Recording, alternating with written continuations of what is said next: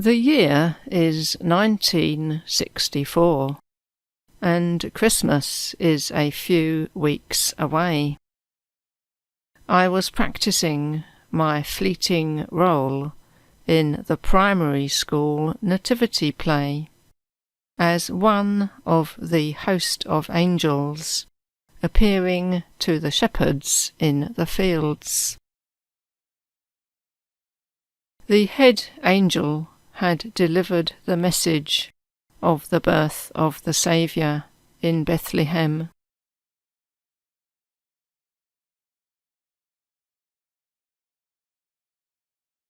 We were waiting for our musical cue to leave the stage and return to the place whence we came, and this was Bach's Toccata and Fugue in D minor, which begins with several very dramatic chunks of sound, with short pauses between, in the manner of an important announcement.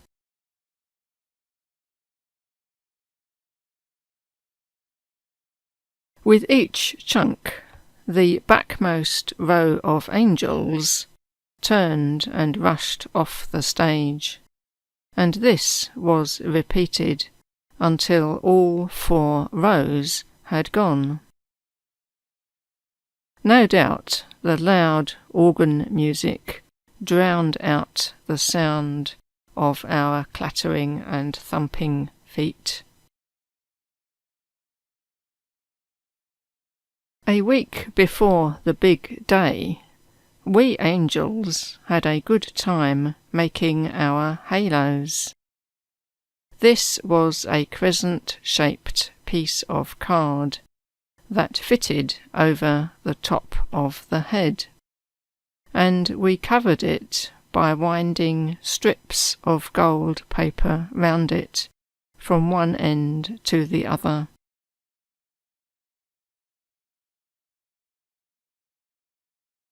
Children often fuss over who is chosen to be Joseph and Mary, but I was very happy to wear the beautiful white robe and have a golden glow around my head.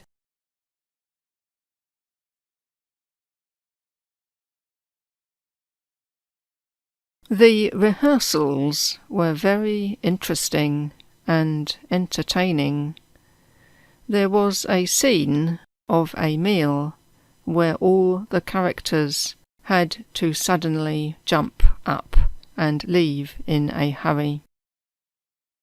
Whether it was the villagers joining the shepherds or the kings hurrying to start their journey, I have no recollection.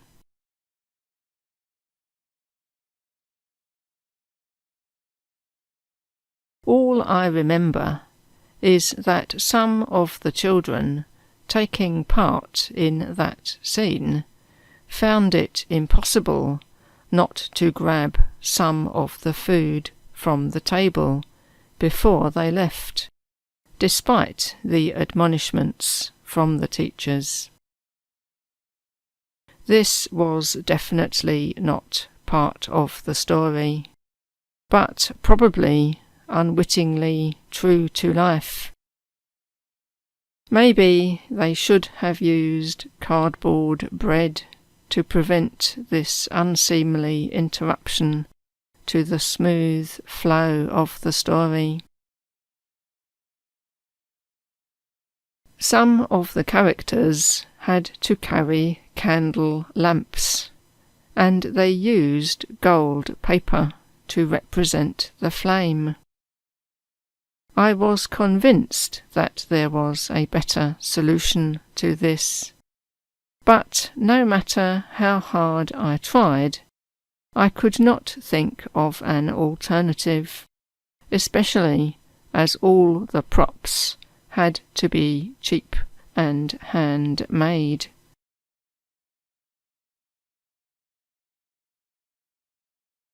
The high point of my Christmas creative efforts was the making of a model nativity scene, generally consisting of a barn, stable, or shelter, all the figures and animals, with a backdrop of blue sky and stars, one giant star attached to or just hovering over the roof, and the compulsory snow, completely disregarding the likely climate of the area at that time.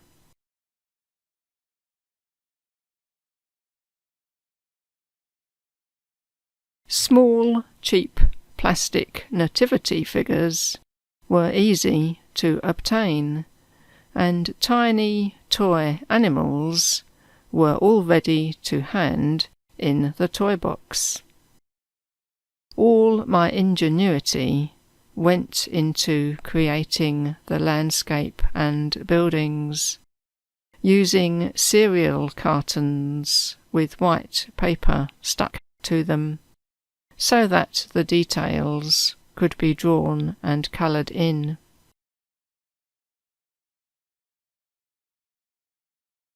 White detergent powder made good snow, as it consisted of tiny granules that could be piled up or glued to the roof.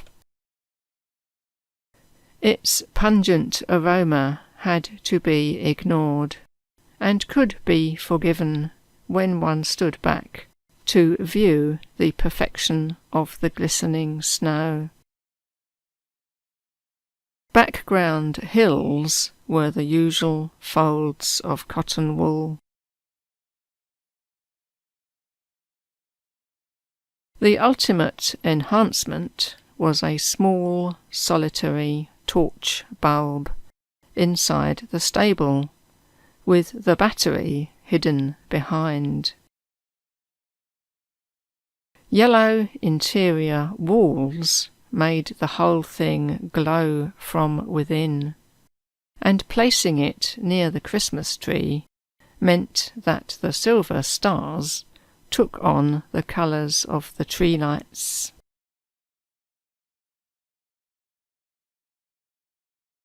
Silver glitter was essential for finishing off the snow scene, as well as making other decorations. The stash was always kept topped up, and I became a connoisseur of glitter quality. Cheap ones were dark-coloured and came in bendy plastic tubes.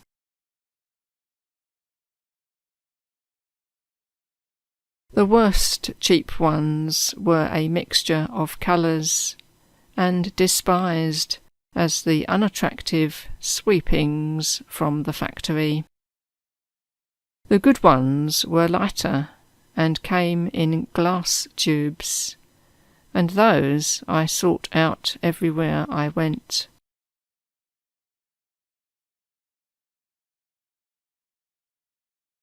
I did with them what I now do with my printer inks, make sure I have several in each colour to cover every eventuality and not run out at a critical moment. The favourites were silver, gold and white, the latter being tiny pearlescent flakes that brought a shimmer without obscuring the colour of whatever was beneath.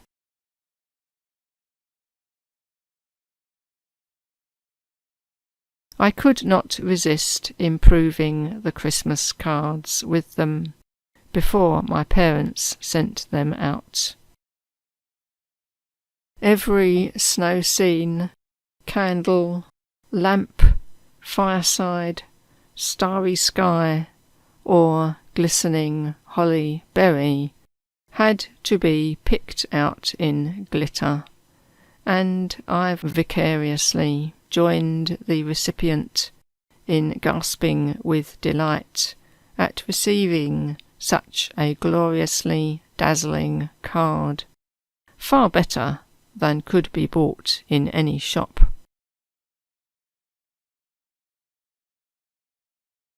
I am sure they also found a small residue of excess glitter falling from the envelope as well. I recently visited Trafalgar Square in London, where once again there is on display the beautiful nativity scene created in 2006 in a large perspex case near the base of Nelson's column.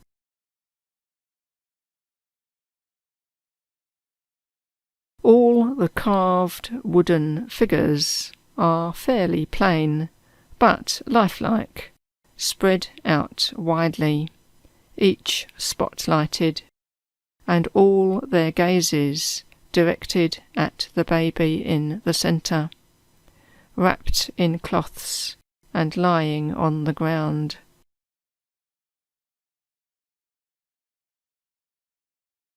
It is amazing how mesmerizing this simple arrangement is, where time has been halted and the components of the scene separated so that the viewer sees and considers each character in turn, trying to guess how their real-life counterparts of 2,000 years ago reacted to the event, and what effect it had on their lives from that moment on.